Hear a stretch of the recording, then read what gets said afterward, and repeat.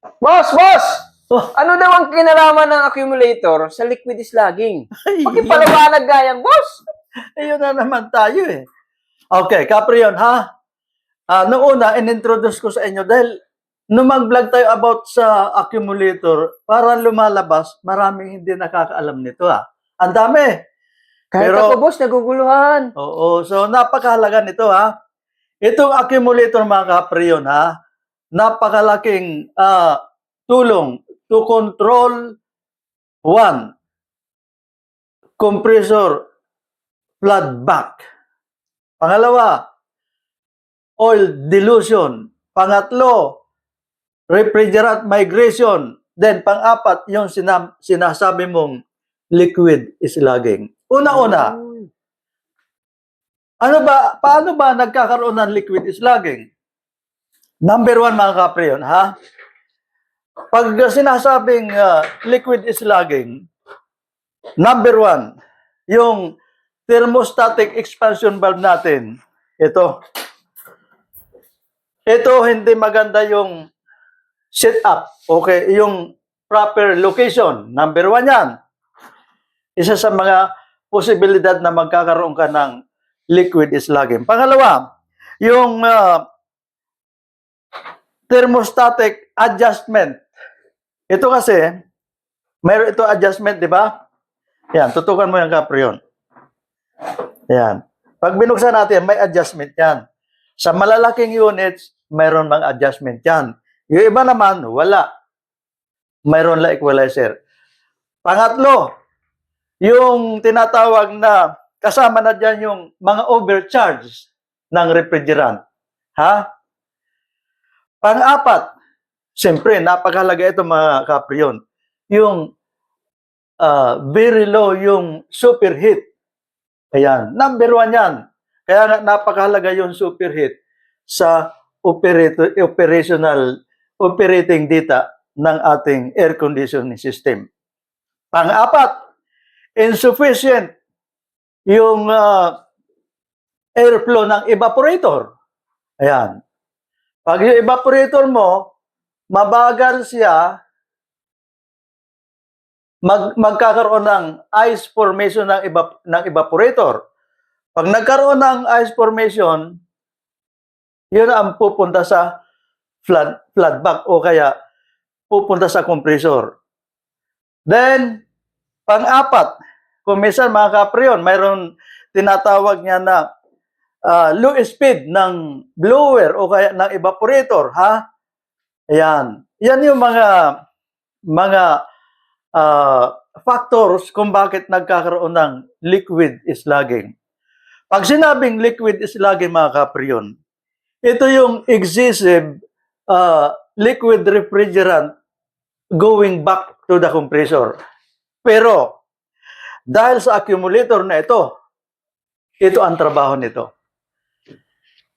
Bakit nga ba? Ano ba ang klaseng trabaho ng accumulator na ito? Ipapakita ko, ha?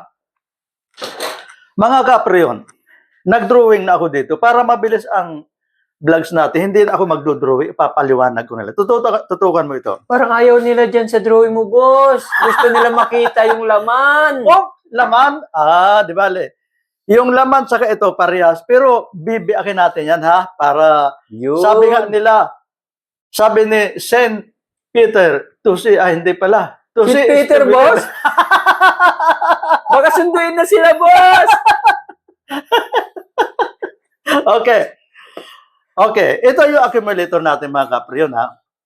Ito yung in. Ito yung out.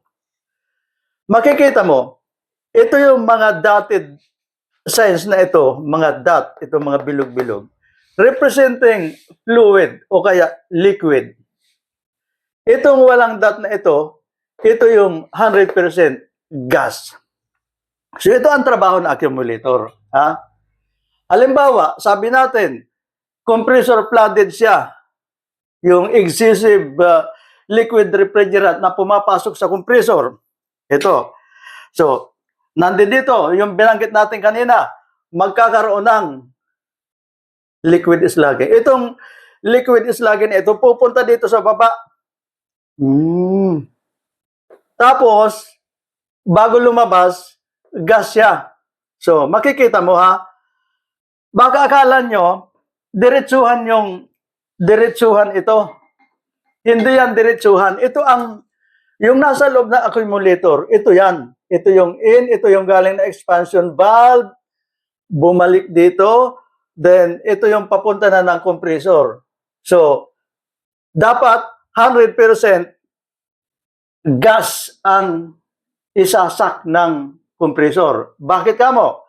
Sapagkat ang compressor natin na ipaliwanag na nung unang-una pa, ang compressor is designed for gas pumping only. Ibig sabihin, 100% pure gas ang dapat binubumba ng mechanical components kasama ng flapper valves. Dahil ang flapper valves, mga kapriyon, napakalit ng clearance niyan.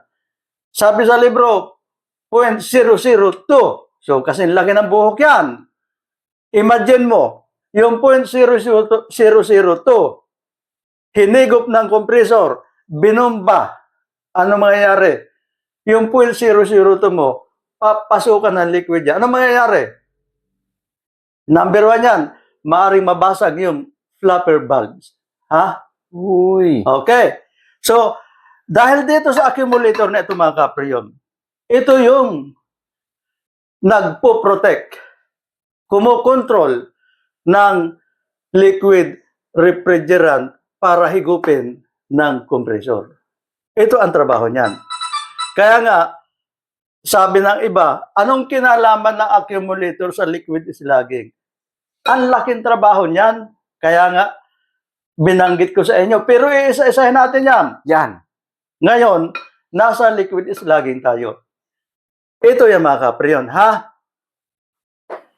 Simple analysis. Papasok, may portion ng liquid. Then, kung wala itong accumulator na ito, i-analyze mo.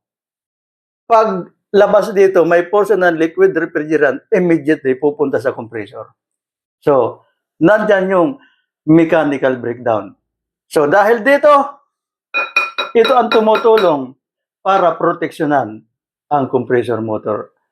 Alam niyo mga kapriyon, sa refrigeration and air conditioning, it's about compressor protection. That's why mayroong mga components, accessories para dyan. Isa na ito, si accumulator. Okay mga kapriyon? Okay, boss. Gets mo? Gets ko. Eh, Ayan. paano sila? Okay, paano mga kapriyon, ha? Hanggang dito na muna. Next topic natin, isusunod natin. Okay, bye-bye and God bless.